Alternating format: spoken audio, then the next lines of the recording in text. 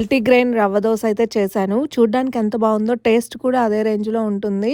ఇప్పుడు ప్రాసెస్ చూద్దాం. ఫస్ట్ మనం దీన్ని మిక్సీ వేసుకోవాలి. ఫస్ట్ 2 గరిటెల రాగి పిండినైతే వేశాను. ఆ తర్వాత జొన్న పిండిని కూడా అదే క్వాంటిటీలో వేసుకోవాలి.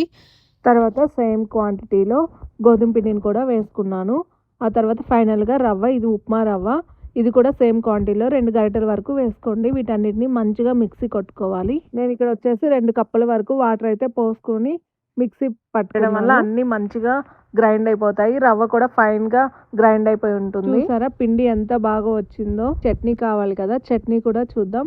ముందు నేను పల్లీలు వేసుకొని బాండీలో బాగా గోల్డెన్ బ్రౌన్ కలర్‌లో వచ్చే వరకు ఫ్రై చేసుకున్నాను. తర్వాత అదే బాండీలో ఆయిల్ వేసుకొని 2 వెల్లుల్లిపాయలు, కారానికి తగినంత పచ్చిమిరపకాయలు అయితే వేసుకొని అటు ఇటు ఫ్రై చేసుకున్నాను. 2 ఎండుమిరపకాయలు కూడా వేసుకోవాలి. పెట్టడానికి కూడా ముందుగానే పోపు అయితే రెడీ చేసి పెట్టుకున్నాను. మనం వేయించి పెట్టుకున్నవన్నీ వేసుకొని రుచికి తగినంత ఉప్పు, అలాగే కొంచెం చింతపండు అయితే వేసుకొని వాటర్ వేసుకొని మిక్సీ పట్టుకోవాలి. చూసారా చట్నీ కూడా రెడీ అయిపోయింది. ఎంతో టేస్టీగా ఉండే చట్నీ. తర్వాత ఈ పిండిలో రుచికి తగినంత ఉప్పు వేసుకొని మంచిగా కలిపి పెట్టుకొని దోసకి రెడీ చేసుకుందాం. పాన్ హీట్ అయ్యాక ఇట్లా దోస పోసేసుకోవడమే.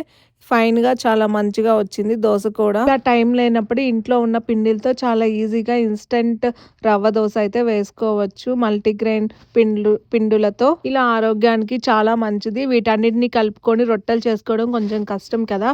ఇలా దోస వేసుకుంటే మాత్రం చాలా అమేజింగ్‌గా ఉంటుంది. మరియు టేస్ట్ అయితే చాలా బాగుంది. ఎప్పుడు 2 దోసలు తినేదాన్ని 4 తిన్నాను. వీడియో నచ్చినట్టయితే please like and subscribe. Thank you.